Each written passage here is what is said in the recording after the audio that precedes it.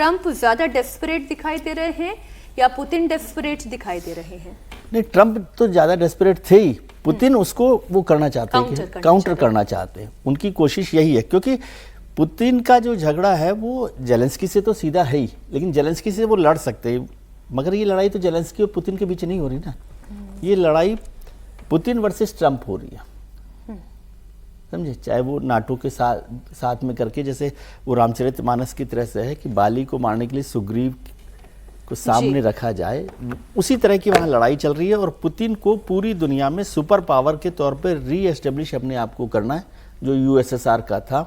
और ट्रंप साहब के जिस तरह के बयान और वो सब आ रहे हैं, तो उनको ये मौका मिल रहा है कि जो भी लोग इसमें से निकल कर आ सकते हो या सपोर्ट खड़ा हो सकते हैं। तो मुझे ये सुपर पावर्स की जो लड़ाई है उसके बीच में सब लोग इधर से उधर चल रहे हैं। अब यूएनएससी में हो सकता है, क्योंकि यूएनएससी में भी कोई बहुत बड़ा तो ऐसा है नहीं कि प्लान अमेरिका जो प्रस्ताव रखेगा उसको पास नहीं हो सकता, वो कोई बहुत मुश्किल काम नहीं है। लेकिन रूस का भी ये मामला है पुतिन साहब का कि वो लगातार इस मसले पर खड़े होना चाहते हैं, और जेलेंस्की के साथ झगड़े में उनकी बहुत सारी चीज़ें परेशानियां बढ़ी हैं, उससे भी उनको दिक्कत हो रही है। रूस का जो ऑयल का जो झगड़ा है ट्रंप साहब के साथ, वो भी तो एक बड़ा सिरदर्द है ना, कि जिस तरह से भारत के साथ उन्होंने किया है और देशों के साथ किया है। तो उस सब लड़ाई के लिए पुतिन को लगता है कि उनको सुपर पावर होने का वक्त है। जो जो लोग अमेरिका से नाराज हैं उनके साथ कैसे खड़ा हुआ जाए। ये इजराइल भी तो हर्षवर्धन जी अमेरिका का सबसे क्लोजेस्ट एलाई के तौर पर दिखाई साथ ही दिया है, बिल्कुल साथ है। इजराइल अगर ईरान तक जाता है और अमेरिका उसमें अगर साथ दे रहा है, तो ये तो पुतिन भी देख ही रहे हैं। फिर भी ये कनेक्ट होना, इसमें ट्रंप को इनसिक्योर करने की कोशिश करना, क्या एक नई पिक्चर बनाने की तरफ इशारा है? देखिए, भारत ने नरेंद्र मोदी के प्रधानमंत्री बनने के बाद जो दुनिया में अपनी विदेश नीति रखी थी, वो दुनिया के दूसरे देश अब उसी को फॉलो कर रहे हैं। जो मल्टी कंट्री डिप्लोमेटिकल रिलेशन, पहले ऐसा नहीं होता था, पहले खांचा तय है, अगर आप अमेरिका के साथ हैं तो इस तरफ हैं, इस्लामिक वर्ल्ड के साथ हैं तो इस तरफ हैं, जो रशिया चाइना वाला ब्लॉक है तो इस तरफ है। अब ऐसा होता हुआ नहीं दिख रहा है, और अगर कहें कि उसकी लीडरशिप पोजीशन किसके पास है तो वो नरेंद्र मोदी के पास है। ये दुनिया में कोई नेता अब तक साहस नहीं कर पाया कि वो रशिया भी चला जाए और वो यूक्रेन भी चला जाए, दोनों से एक बराबर बात करे। बावजूद इसके कि यूक्रेन के राष्ट्रपति जेलेंस्की एक समय उन्होंने बहुत भारत के प्रधानमंत्री नरेंद्र मोदी के लिए बहुत अच्छे विचार उनके नहीं थे, बाद में उन्होंने कहा कि मोदी कर सकते हैं। अब इजराइल की स्थिति आप समझिए, नेतन्याहू को यह पक्का पता है कि जब तक वो अपर हैंड नहीं दिखेंगे तब तक उनके देश में उनकी सत्ता नहीं रहेगी, लेकिन वो ये भी देख रहे हैं कि ट्रंप का जो काम करने का तरीका है वो किसी चीज को अंतिम परिणति तक नहीं ले जा पाता है। उनको ये भी बहुत साफ साफ पता है कि ट्रंप ने कई बार उनकी जो इच्छा थी उससे इतर हट के अपने हिसाब से चलाने की कोशिश की। ऐसे में वो भी अपना एक्सरसाइज कर रहे हैं, जिसको कहते हैं ना आदमी की जो plan A, plan B, plan C, तो उस तरफ भी जाता है। और कई बार जब इस तरह की स्थिति बनती है तो आप बार्गेन करने को, यानी अमेरिका के ऊपर दबाव और बनेगा।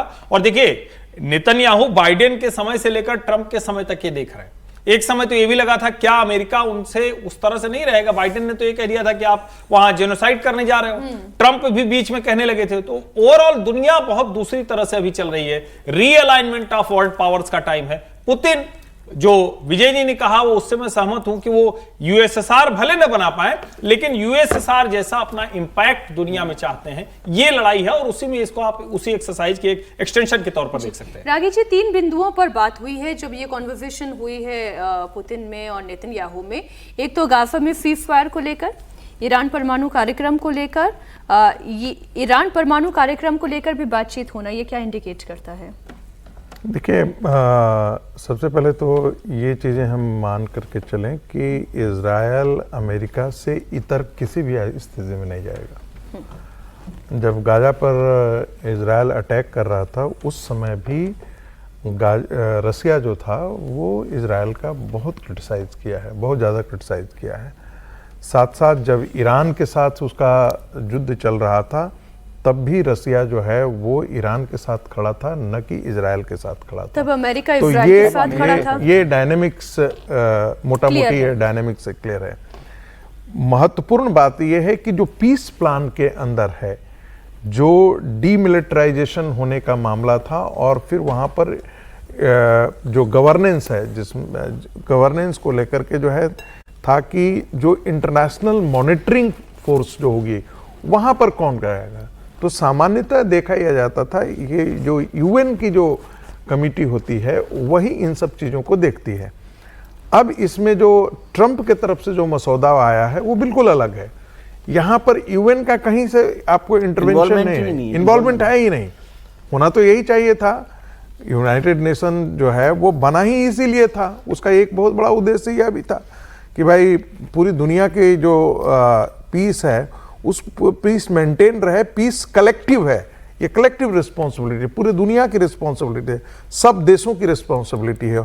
और एक जगह भी जब बोलने के लिए खड़े हुए थे, सभी देशों के जो नुमाइंदे वहां पर थे सब चले गए थे, सभी राष्ट्राध्यक्ष चले गए। बिल्कुल, प्रोफेसर साहब ने जो बात की ना वो बहुत महत्वपूर्ण शब्द है कि यूनाइटेड कलेक्टिविटी है ये। मतलब कि सब लोग किस तरह से देश, दुनिया के देशों में शांति रखें, ये काम यूनाइटेड नेशंस का है।